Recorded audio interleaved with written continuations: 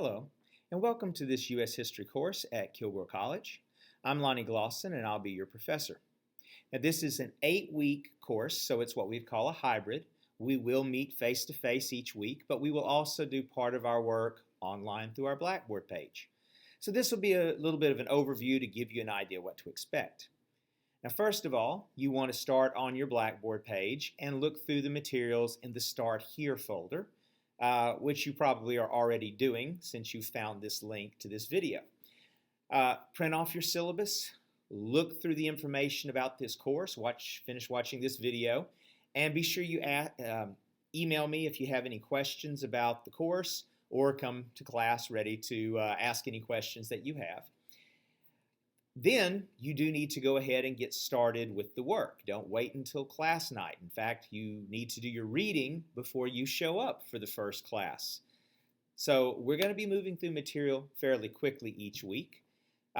Each week when we have our evening class, we're going to cover many of the important topics and concepts from that particular unit, but we won't be able to cover every single bit of U.S. history that you're learning about during our limited class time. So we'll kind of hit the highlights. So it's important that you do your reading and do your studying over the material through the stuff that you have on your Blackboard page. That way you get the full amount of information you need to get for this course. So after you've gone through your syllabus, you're going to open the folder marked content. You'll see a folder for each of the weeks that we have. So what you're going to find each week is, first of all, there'll be an assigned reading in your textbook, and you'll read those pages before you come to class, even this very first week, because there will be a weekly reading quiz in class over the material that you've read. That means we're going to probably end up with a total of 6 or 7 reading quizzes. You'll be allowed to drop only one. So be sure you show up for class on time. We'll usually take the quiz right at the beginning of class. So if you end up missing a quiz, that's the one you dropped. And if you miss more than one quiz, then it becomes a 0. So since it's a very limited number of reading quizzes, be in class on time and do well on those reading quizzes. You'll also find after you do your reading, I have some outline notes that you can look at on the Blackboard page. And they'll be very similar to the PowerPoint notes that I'll use to teach in class. But if you have trouble finding a term or some information in the reading, you will probably be able to find the basics about that in the outline notes. Now, to help you know what you need to be learning, at the beginning of each unit, I will post on the Blackboard page a study guide, which will tell you the most important terms and ideas that you need to master as you're studying that particular unit. So be sure you always start by printing off and looking over the study guide, and keep it with you as you do your reading and studying. Even keep it with you in class as you're taking notes, so you know what's really important and what you need to write down and study. Now, each week we will also have a couple of assignments to do at home.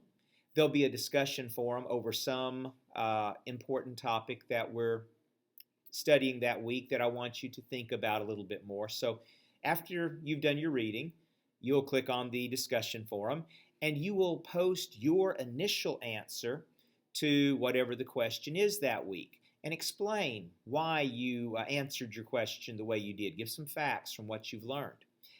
Then, after you've made your post, and your post should be posted by the middle of the week, that way other people can read your post and you will be able to read other people's posts and then give each other feedback.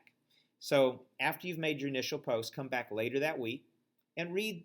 Then you'll be able to view and read some other people's posts, and y'all can leave comments for each other, going back and forth, discussing. You should leave at minimum, and that's a C, 2 thorough, good replies to other students. If you want higher than a C, leave a few more than just 2. And it's not necessarily a reply to every single comment ever made on the post.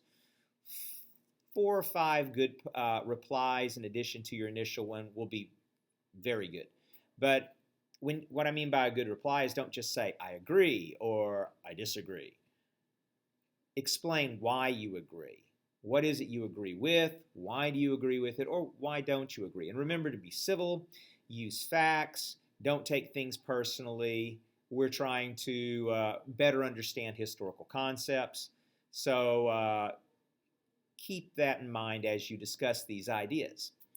All right, the other thing we'll have every week is some type of an online assignment.